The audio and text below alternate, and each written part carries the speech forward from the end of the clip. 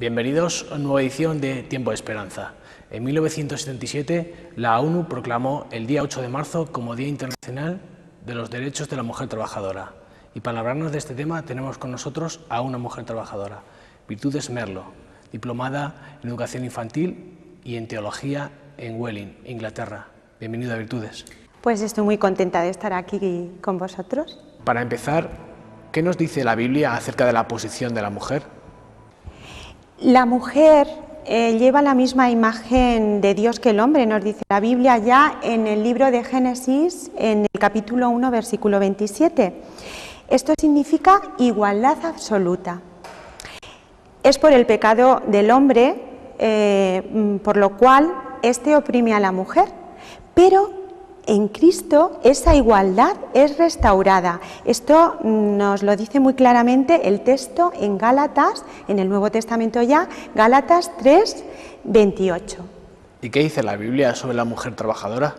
Hay un texto en concreto que es muy completo en cuanto a lo que es la mujer trabajadora. Se trata de un elogio a la mujer virtuosa que se encuentra en el libro de Proverbios, en el capítulo 31. Vamos a leer el texto para que podamos situarnos. Proverbios 31:10. Mujer virtuosa, ¿quién la hallará? Porque su estima sobrepasa largamente a la de las piedras preciosas. El corazón de su marido está en ella confiado y no carecerá de ganancias. Le da a ella bien y no mal todos los días de su vida. Busca lana y lino y con voluntad trabaja con sus manos. Es como nave de mercader, trae su pan de lejos. Se levanta aún de noche y da comida a su familia y raciona a sus criadas. Considera la heredad y la compra y planta viña del fruto de sus manos. Ciñe de fuerza sus lomos y esfuerza sus brazos. Ve que van bien sus negocios. Su lámpara no se apaga de noche. Aplica su mano al uso y sus manos a la rueca. Alarga su mano al pobre y extiende sus manos al menesteroso. No tiene temor de la nieve por su familia, porque toda su familia está vestida de ropas dobles. Ella se hace tapices de lino fino y púrpura es su vestido. Su marido es conocido en las puertas cuando se sienta con los ancianos de la tierra. Hace telas y vende y da cintas al mercader. Fuerza y honor son su vestidura y se ríe de lo porvenir. Abre su boca con sabiduría y la ley de clemencia está en su lengua. Considera los caminos de su casa y no come el pan de balde. Se levantan sus hijos y la llaman bienaventurada y su marido también la alaba. Muchas mujeres hicieron el bien, mas tú sobrepasas a todas. Engañosa es la gracia y vana la hermosura. La mujer que teme al Señor, esa será alabada. Dadle del fruto de sus manos y alábenla en las puertas sus hechos.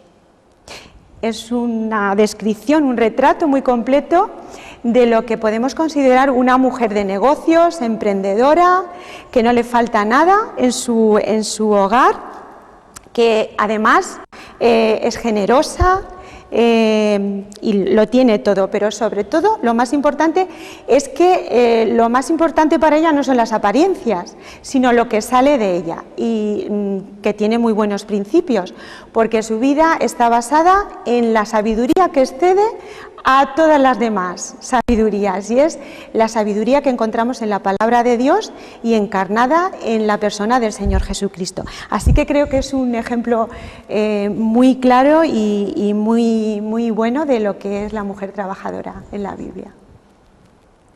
¿Qué ejemplos encontramos en la Biblia sobre mujeres trabajadoras?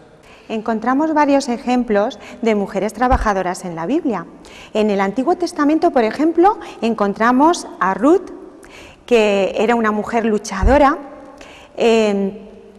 una mujer que se esforzó mucho, que empezó desde cero, pero que luego prosperó y que tenía un trabajo muy sencillo, que era el trabajo en el campo, pero muy digno, porque para Dios todos los trabajos son dignos. También, por ejemplo, tenemos el ejemplo de Abigail, que era una mujer rica, una mujer que en contraposición a su esposo fue una mujer muy sabia, que tuvo que tomar una decisión en un determinado momento y resolvió una situación que no pudo resolver su esposo, porque su esposo era todo lo contrario, era un hombre que no era nada sabio. Eso en el Antiguo Testamento, pero en el Nuevo, por ejemplo, tenemos el caso de Lidia, que era comerciante de púrpura, era una mujer de negocios. ¿Hay alguna que quieras destacar particularmente? Para esta ocasión he pensado en una mujer que podemos encontrar referencias de ella, algunas referencias en el Nuevo Testamento, en el libro de Hechos de los Apóstoles, en la segunda carta de Timoteo, en Romanos, y se trata de Priscila. Como vamos a ver, es una mujer que tiene mucha relación con el texto que hemos leído de la mujer virtuosa en Proverbios 31. En primer lugar, quisiera decir de Priscila que junto con su esposo, Aquila, y con el apóstol Pablo, protagonizan una historia de amistad preciosa, porque es una historia que está basada, como diría el apóstol Juan, en la verdad. ¿Y por qué digo esto? Pues porque los tres, tanto el apóstol Pablo como Priscila y su esposo, Aquila, compartían la experiencia del conocimiento de Dios por Cristo, que se manifestaba en unas vidas transformadas y unas vidas al servicio de la causa de la obra de Dios, en la enseñanza, en la evangelización y en el servicio a los demás. Priscila, junto con su esposo Aquila y el apóstol Pablo, formaban un equipo no solamente en una actividad que ambos tenían en común, que era la de hacer tiendas, que en esa época era un negocio bastante próspero, por cierto, sino que además compartían su celo, su amor por la causa del Evangelio. Priscila y Aquila conocen al apóstol Pablo en Corinto porque ellos fueron expulsados de Roma, como el resto de los judíos, por el emperador Claudio.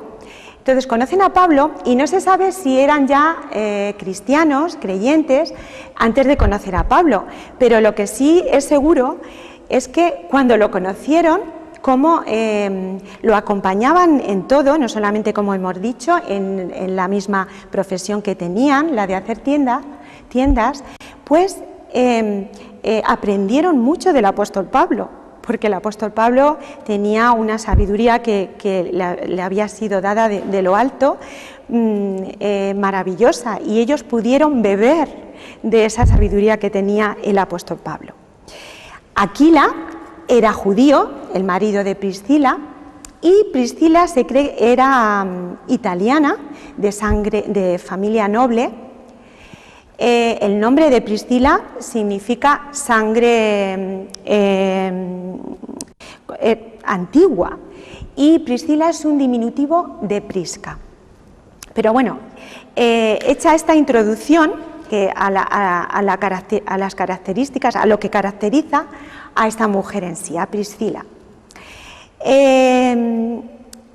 Lejos de la visión errónea que muchos tienen de la mujer cristiana, la vida de Priscila es una vida de libertad, porque no hay un ser más libre que aquel que se siente perdonado por Dios. Y es una vida de realización personal, de capacidad de liderazgo. En definitiva, es una vida de plenitud, tal y como hemos leído, como vuelvo a repetir, en Proverbios 31. Esta reflexión nos lleva a constatar que efectivamente la palabra de Dios no pasará, que siempre nos llegará al corazón, porque la sociedad ha cambiado, las modas, las costumbres, pero el corazón del ser humano no ha cambiado, y la palabra de Dios va dirigida directamente al corazón. Pero ¿qué podemos destacar? ¿Qué características tiene Priscila y qué quería yo destacar en el Día de la Mujer Trabajadora? Pues en primer lugar, podemos decir, y aunque ya lo he mencionado un poco antes, que Priscila es una mujer entregada al trabajo de la obra de Dios, al servicio de la enseñanza, del amor cristiano. Es una mujer que es generosa, como hemos leído en Proverbios 31. Practicaba la hospitalidad, que por otra parte era algo que se daba mucho en el pueblo judío, pero que también es algo que debemos practicar los cristianos. Y textos como Hebreos 13 o Romanos 12 nos invitan a ello, a practicar la hospitalidad. Su casa siempre estaba disponible para los demás, lo que nos da a entender también el estatus social que tenía esta mujer. Era una mujer de negocios, probablemente tenía bastante dinero y una casa lo suficientemente grande para albergar a mucha gente, reuniones, pero tenemos que decir que este estatus social no lo tenía para ella, no se beneficiaba solo ella, sino que estaba al servicio de los demás. Esto es un ejemplo hoy en día también. Esta característica de Priscila nos lleva a pensar en ella como una mujer cuya vida estaba entregada al Señor y toda su vida glorificaba a Dios. Otra de las características de Priscila es que, y esto es muy interesante, es que tenía mucho interés por estudiar las Escrituras. ¿Y esto por qué lo digo? Pues porque en el capítulo de Hechos de los Apóstoles, en el capítulo 18, se nos dice que su marido y ella instruyeron a Apolos en el camino del Señor. Esto quiere decir que ella tenía mucho conocimiento de las cosas de Dios. Y si nos paramos a reflexionar en este hecho, tenemos que pensar que es una mujer que se adelanta a su tiempo, en el sentido de que instruye a un hombre. Y este hombre se deja instruir por ella, un hombre que era muy erudito, un hombre que era muy sabio, y se deja instruir por una mujer, Priscila. Esto me parece muy interesante. Y enlazando con esta característica, también decir que posiblemente esta mujer destacaba más que su marido. Tenía una capacidad de liderazgo, porque de las 5 veces que se la menciona junto a su esposo, 3 veces se menciona a Priscila antes que a su esposo. Eso nos da a entender que ella probablemente destacaba más que Aquila. Es muy interesante también mencionar que, a pesar de ser una mujer con esta iniciativa, con esta capacidad de liderazgo, era una mujer que amaba y respetaba a su marido. Siempre se la menciona al lado de su esposo. Y en este sentido, tengo que mencionar la palabra fidelidad, aunque está un poco malograda en nuestros días. Pero quiero hacer una referencia a la importancia del matrimonio y de la fidelidad en el matrimonio, aunque, como he dicho, esta palabra hoy en día está un poco olvidada. Pero para Dios el matrimonio es muy importante, es una bendición. Es tan importante que en la Biblia se compara la palabra de Dios compara al matrimonio y lo relaciona con la relación especial que Dios tiene con su Iglesia. Entonces, en este sentido y a este respecto, vamos a leer un texto que me parece muy interesante, que se encuentra en la carta a los Efesios, en el capítulo 5, versículos 21 y 29, al 29, que dice así: Someteos unos a otros en el temor de Dios. Las casadas estén sujetas a sus propios maridos como al Señor, porque el marido es cabeza de la mujer, así como Cristo es cabeza de la Iglesia, la cual es su cuerpo, y Él es su Salvador. Así que, como la Iglesia está sujeta a Cristo, así también las casadas lo estén a sus maridos en todo. Maridos, amad a vuestras mujeres, así como Cristo amó a la Iglesia y se entregó a sí mismo por ella, para santificarla, habiéndola purificado en el lavamiento del agua por la palabra, a fin de presentársela a sí mismo una iglesia gloriosa, que no tuviese mancha ni arruga ni cosa semejante, sino que fuese santa y sin mancha. Así también los maridos deben amar a sus mujeres como a sus mismos cuerpos. El que ama a su mujer, a sí mismo se ama, porque nadie aborreció jamás a su propia carne, sino que la sustenta y la cuida, como también Cristo a la Iglesia.